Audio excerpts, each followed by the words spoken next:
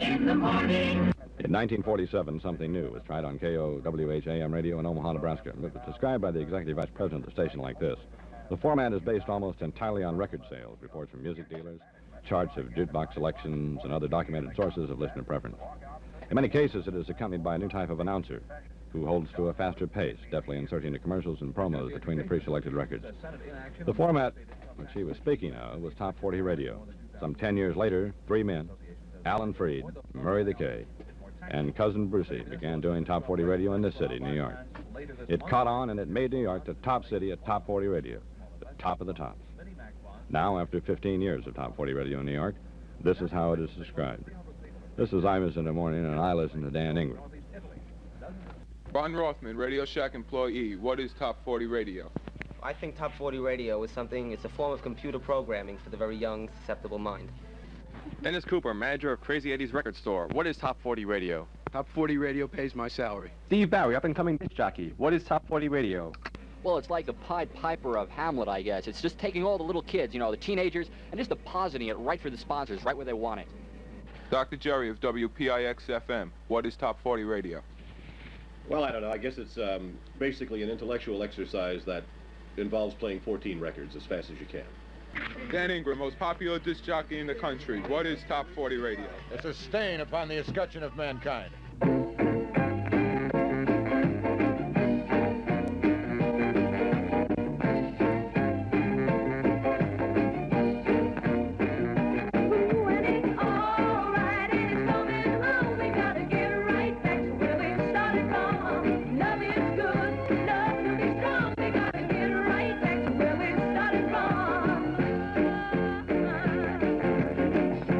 Top 40 Radio, the music of the people.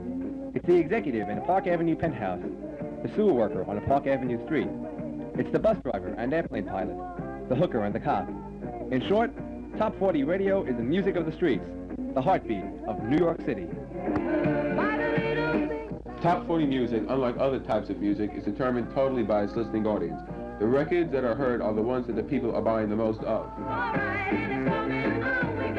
The song you are listening to now is Right Back Where We Started From by Maxine Nightingale. The week this film was shot, her song was at the top of the charts in New York City and constantly played on the New York City Top 40 stations. Due to the constant airplay, the song became familiar with millions of New Yorkers. Dennis Cooper explains. Everybody listens to Top 40 Radio. You have kids, parents, grandparents, 3-year-olds, 10-year-olds, 20-year-olds. That's how we know. They come in by all the records, whatever age group they may be. How many records do you sell a day, Top 40 records? 500, 600,000. Good day. Why do you think these people listen to Top 40 Radio? Because it's high-paced. There's always something going on there. Contests. Plus, they like all the types of music they play on. It's not just one type of music. It's all different types. Do you listen to Top 40 Radio? Yeah. Why do you like it? Because I like the jingles.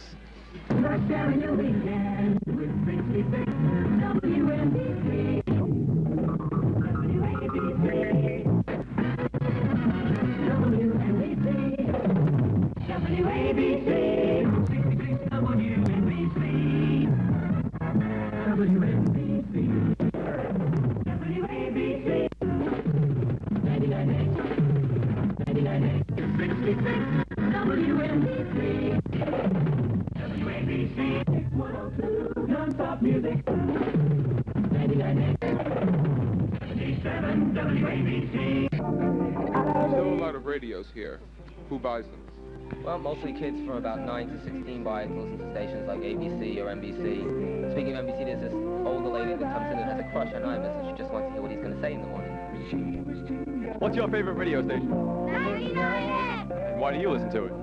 Less commercials, more music. What's your favorite radio station? WPIX. Why? I like Dr. Jerry. He's really good. What's your favorite radio station? Hey, man, NBC, what else? Why? Did you hear what my man Imus said? I think ABC is good Top 40 Radio. But if you're talking about Top 40 Radio, you're talking about, WABC in my mind. Or 99X is okay. Excuse me, what's your favorite radio station? WABC. Why? Why? It's the best station, that's why. What's your favorite radio station? WABC. Excuse Excuse me, what's your favorite radio station? I never listened to the radio. But if you did, what would you listen to? WABC. What's your favorite radio station? ABC. Bob Vernon of WNBC. What's your favorite radio station? I really don't know. What's your favorite radio station? WABC. What's your favorite radio station? WABC. What's your favorite radio station? ABC, of course.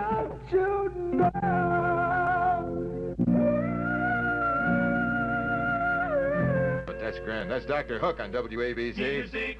On the 16. Ingram here.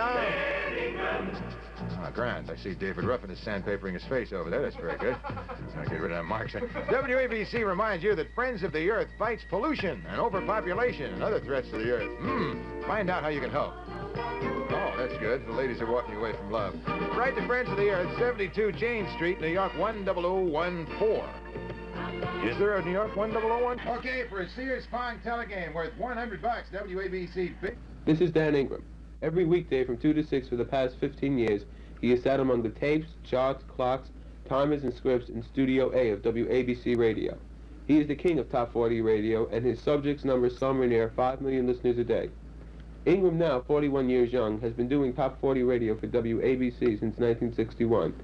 We asked him what determines whether a song will make it to the Top 40 charts in New York. The people who buy it. We don't determine Top 40 music. We reflect what record sales really are. Oh, there you are, over there. Hi-ho.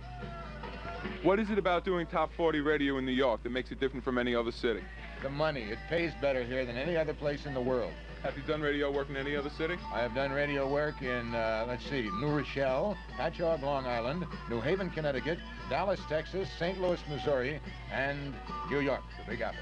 Do you like doing Top 40? I love it, because when I get out of here, I can buy a steak if I feel like it, because I got the money to do that. Sure, I love it. It's fun. Would you ever consider doing a low-tone progressive rock? I have done low-tone shows, but that's usually because of my morality. No, I used to do a show called The Other Dan Ingram Show, which was on WABC FM about 10 years ago, and it was a very low-tone, very down thing, and it didn't pay enough for me to keep on doing it. Besides, they got tired of me, and that's the way it went. How has Top 40 Radio changed in the past 10 years? It's become much faster pace, much less talking, much less opportunity for personality, and much more difficult to do. People build up certain images in their minds of what the DJs look like and act like, and they expect them in real life to portray their images. Do you feel that a DJ has to do this? No, I don't think so at all. My life, my private life, is totally different than where I am on the air. I don't think I could live with the kind of person that I am on the air. He's crazy. I mean, he's insane, he's wild, he's sarcastic, he's sardonic, and it's a role I play on the air. I don't think I have to be like that at all in private life, and I hope I'm not. This is Dr. Jerry of WPIX FM Radio. Unlike Dan Ingram, he has only been a New York City Top 40 disc jockey for the past 4 years. He claims to be better than the rest. We asked him if Top 40 Radio has changed much in the past few years. Yeah, it really has. It's gotten much more scientific. It's much more thought out, and it's become less human in the process. What's different about your style that makes you stand out against other jocks? Well, outside of being basically better than most of them, I think what really makes me stand out is the fact that I do a lot of humor, you know, and I try to do all kinds of humor, from topical humor to the dumbest jokes you've ever heard to bicentennial minutes or less. And in the idiom of Top 40 Radio, there aren't many people doing that kind of thing. More people do that in the field of what they call contemporary MOR radio, where you have personalities. A lot of people talk about Imus. Imus is not a Top 40 disc jockey. He's a contemporary MOR disc jockey. I'm a Top 40 disc jockey. I try to do personality. That's probably what makes it different.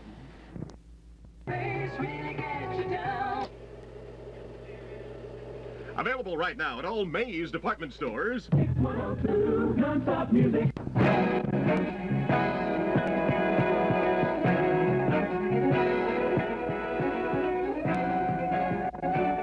Is being a disc jockey in New York a good life? Yeah, it's a good life. As long as you're in New York, it's a good life. I don't think being a disc jockey in Missoula, Montana is such a good life. But in New York, it's a very nice life. People build up certain images in their minds just from hearing your voice of what Dr. Jerry looks like. Do you feel you have to maintain this image? What I mean is, do you feel you have to be Dr. Jerry 24 hours a day? No, I'm not Dr. Jerry now. I'm, somebody doing an interview. I can't be the guy on the radio all the time. I kind of like being somebody else in the radio. It's kind of controlled schizophrenia. And I think that's a good thing because it lets me get my rocks off doing something entirely different than the way I am. I don't like to meet my audience. I like to keep a wall between me and my audience because there's the guy on the radio who basically does an act. And then there's me, you know, so that guy and me, we get together a lot, but I don't have to be him 24 hours a day. I wouldn't want to be.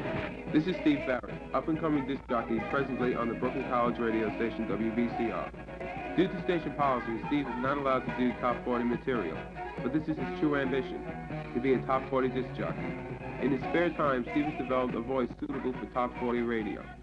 Knowing how hard it is to make it in New York, Steve told us where he expected to wind up after graduation.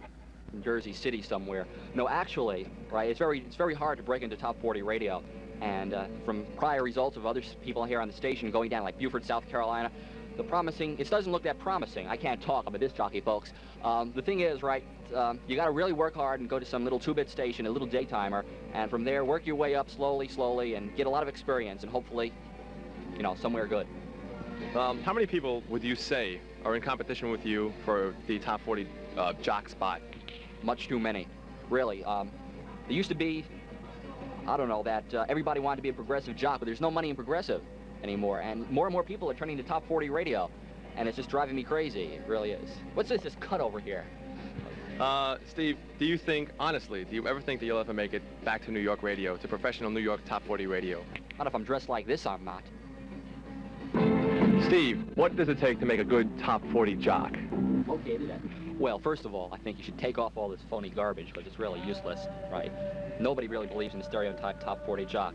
What you need to be a good top 40 disc jockey, a good any type of disc jockey, is a good background in music, a good voice, good personality, a good sense of humor, and good reading ability, most of all. Where do you think top 40 radio is going? Top 40 radio is changing. The music is changing. Right now, the latest thing is the disco music. In the 60s, it was the anti-war song. So it's constantly changing to fit the personal needs of the listener. And that's where top 40 radio has got to go if it's going to continue to be a viable source of communication in radio. And I think it is. I think it's going to outlive progressive rock. You want to excuse me just a second? Right now, 10 minutes before 12 o'clock here at BCR Brooklyn. New Dimensions in New York with Steve on the radio reminding... As was stated before, Steve Barrett is not allowed to do top 40 on the air. However, he did a simulated top 40 broadcast for us. 0413, yeah, let's get it on right now with something new from Paul McCartney and Wings and those silly love songs on BCR Brooklyn. What do you think the future of top 40 radio in New York is? Well, it seems to be going on forever. I think it's going to continue in the vein it is. I think it's going to become more and more depersonalized, and I think more and more it'll sound like automated radio. Where's top 40 radio going in New York? To the toilet.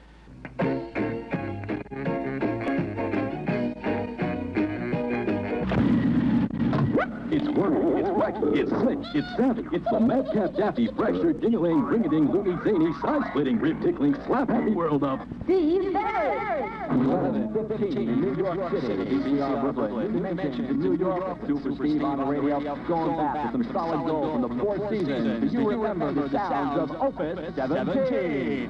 I can see there ain't no room for me. You're only holding out your heart and sympathy. And no one can take your place. 27 after 666, WMBC New York. Where are you guys from now? Brooklyn College. Brooklyn College. Well, this is a dummy I got here this morning. 3 dummies. 2 of them ugly, so I made them stay in the other room, but you can't have them in here.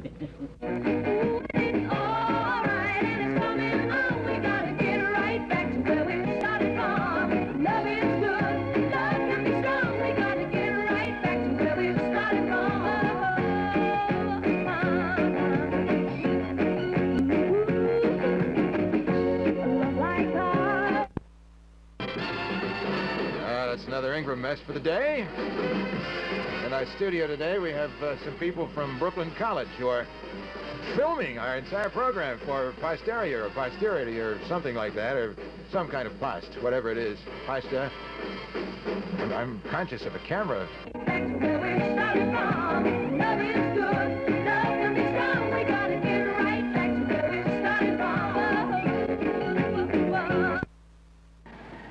This is Dr. Jerry. So long till next time.